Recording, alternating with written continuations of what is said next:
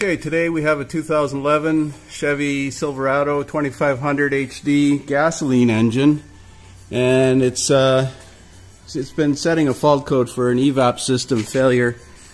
I ran a purge and seal test, and it failed the test, so now I'm going to leak test. I checked the gas cap, and I've got the smoke tester pumping smoke in. I've got the vent solenoid closed electrically with the scan tool, and I'm hoping that we're going to be able to see this. Try to get up here with the camera and the mirror at the same time. Okay, so there is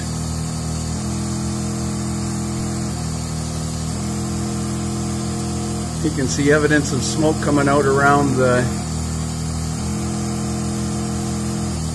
filler or the fuel tank sending unit seal. Anyways, you can see the smoke in there. It's very difficult to see the exact location of it. There it is there. So tank has to be dropped, and probably the fuel pump is rusted at the top.